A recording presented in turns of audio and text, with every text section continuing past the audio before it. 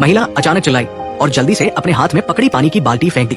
उसे एहसास हुआ कि कुछ उसके पैंट में घुस गया था। नजरें अपने निचले शरीर की ओर गई और अगले ही पल उसे पता चल गया कि वो बड़ी मुसीबत में फंस गई है। अगर इसे ठीक नहीं किया गया तो शायद उसकी जान को हर वक्त खतरा हो सकता था। उसका घबराया हुआ चेहरा तुरंत पुरुष का ध्यान आकर्षित कर गया। जब उसे पूरी बात समझ में आई तो उसे भी स्थिति की गंभीरता का अंदाजा हो गया। महिला जैसे ही उस अज्ञात जीव को बाहर निकालने वाली थी, पुरुष ने उसे तुरंत रोक दिया, क्योंकि ये पता नहीं था कि वो क्या है। अगर ये जहरीला हुआ और उसे बाहरी उत्तेजना मिली तो सब कुछ खत्म हो सकता था।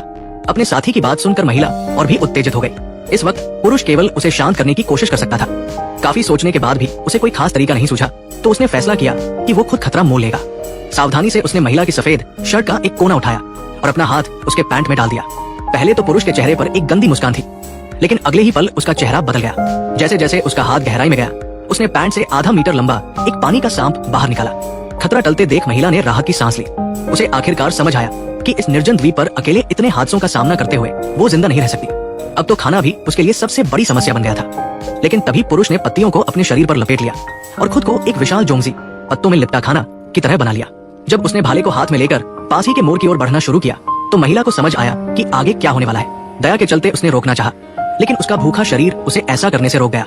रात तक जब खाना उसके मुंह में गया तो वो मोर के मांस से पूरी तरह मोहित हो गई। भले ही ये देखने में अच्छा न लगे, लेकिन खाने में जरा भी चिकनाहट नहीं थी। एक काट लेने पर भी मुंह में सुगंध रह गई, जिससे मन को शांति और ताजगी मिली। एक पल में महिला की बची खुची दया भी दिमाग से निकल गई। पुरुष की मदद से अब उसे ऐसा नहीं लग रहा था कि वो किसी निर्जन द्वीप पर फंसी है, बल्कि ऐसा लग रहा था जैसे वो छुट्टियां मनाने आई हो। लेकिन ये खुशी ज्यादा दिन नहीं चली। एक हादसे ने दोनों के रिश्ते को फिर से तनावपूर्ण बना दिया। अगली सुबह जब वो जागी तो उसने आसमान में एक यात्री विमान उड़ते देखा। विमान को देखते ही उसे लगा कि अब वो इस मुसीबत से छुटकारा पा सकती है। वो जल्दी से पुरुष के पास गई, लेकिन नशे में धुत पुरुष को जगाना आसान नहीं था। फिर महिला ने एक साहसिक फैसला लिया। उसने अपने साथी की शर्ट का एक कोना उठाया और उसके पैंट में टंकी हुई लाल सिग्नल गन निकाल ली। जैसे ही वो उठकर आसमान की ओर निशाना लगाने वाली थी, पुरुष ने करवट ली और उसे जमीन पर गिरा दिया। इसके साथ ही सिग्नल गोली भी दिशा से भटक गई और पास के पेड़ की चोटी पर जा गिरी। महिला ये सब स्तब्ध होकर देखती रही, क्योंकि बंदूक में केवल एक गोली थी। यानी उन्होंने अपनी एकमात्र मदद की उम्मीद खो दी।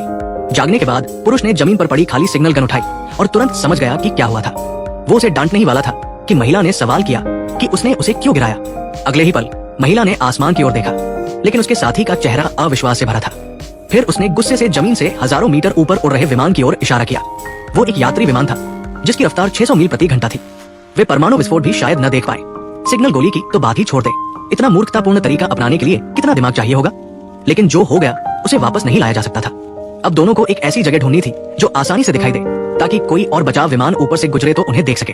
लेकिन जब वे बड़ी मुश्किल से पहाड़ की चोटी पर पहुंचे तो महिला सामने के दृश्य से हैरान रह गई। सोचने का वक्त न मिलते हुए उसने जल्दी से बैग से दूरबीन निकाली। ऊंचाई से नीचे देखते हुए उसे आखिरकार बचने की एक उम्मीद दिखी। कुछ समझ न आने पर उसके साथी ने दूरबीन छीन ली और अपने चेहरे पर लगा ली। सचमुच एक क्रूज जहाज धीरे धीरे किनारे की ओर बढ़ रहा था, लेकिन अब सिग्नल गन के बिना उनका ध्यान आकर्षित करना मुश्किल था।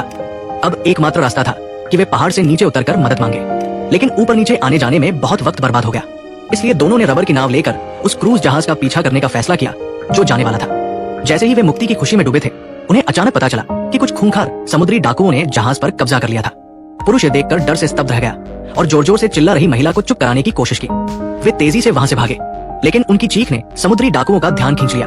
वे बिना कुछ कहे मोटरबोट से उनका पीछा करने लगे। पुरुष ने जान की बाजी लगाकर नाव खेना शुरू किया, लेकिन आधुनिक तकनीक के सामने वो हार गया।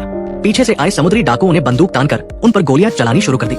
मजबूरी में भीड़ के सामने कमजोर पड़ते हुए उन्हें अपनी रबर की नाव छोड़नी पड़ी और पूरी ताकत लगाकर तैरकर किनारे की ओर बढ़े। किनारे पर पहुंचने के बाद इलाके की जानकारी का फायदा उठाकर वे आखिरकार समुद्री डाकुओं से बच निकले, लेकिन इस वजह से वे जंगल के गहरे हिस्से में भटक गए। हालांकि किस्मत से उन्हें वहां द्वितीय विश्व युद्ध के समय का एक दुर्घटनाग्रस्त लड़ाकू विमान मिला।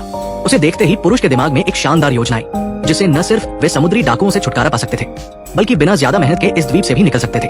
दोनों ने मिलकर विमान के फ्लोट्स को हटाया और समुद्री डाकुओं से छिपते हुए उन्हें किनारे तक ले गए। अब अगर वे इन चीजों को पैरों से टूटे हुए विमान पर लगा देते तो आसानी से बच निकल सकते थे। पुरुष एक बड़ी लकड़ी उठाकर लाया और फिर दो लगभग एक जैसे पेड़ के तनों को रस्सी से बांध दिया। फिर उन्हें क्रॉस करके खड़ा किया और विमान के पंखों के दोनों तरफ मजबूती से बांध दिया। उसके साथी ने रस्सी का एक सिरा पंख के किनारे पर बांधा, जबकि दूसरी ओर का पुरुष असेंबल किए गए टेंशनर को धीरे धीरे कसने लगा। जैसे जैसे वो जोर लगाता गया, टेढ़ा विमान धीरे धीरे अपनी मूल स्थिति में आने लगा। ये देखकर उत्साहित महिला ने भी अपनी थोड़ी सी ताकत लगाकर उसे सीधा करने और स्थिर करने में मदद की। इसके बाद दोनों ने अगला कदम उठाया। ढेर सारे बांस के टुकड़े इकट्ठा करने के बाद पुरुष ने पहियों के दोनों तरफ 5 मीटर लंबा एक बड़ा गड्ढा खोदा। फिर दोनों ने मिलकर एक लोहे के खोखले फ्लोट को उस गड्ढे में डाला। इसके बाद जल्दी से विमान को बांधने वाली रस्सी खोल दी और तब लैंडिंग गियर ठीक उस फ्लोट पर आकर टिक गया। फिर पुरुष ने केबिन के दरवाजे के दोनों तरफ एक एक छेद बनाया और पहले से तैयार बांस के टुकड़ों को उसमें से गुजार दिया। इस तरह दुर्घटनाग्रस्त विमान ने दोनों की मेहनत से अपनी पुरानी शान वापस पा ली और इसके साथ ही समुद्र पर फिसलने की क्षमता भी हासिल कर ली। जैसे ही वे विमान को स्थिर करने वाली चीजों को हटाने की तैयारी कर रहे थे, अचानक आसमान से एक अजीब आवाज आई। इससे पहले कि वे कुछ समझ पाते, एक गोला विमान के पीछे आ गिरा। पुरुष इस अचानक हुए हमले से घबरा गया। ध्यान से देखने पर पता चला कि पास ही कुछ खूंखार समुद्री डाकू मौजूद थे।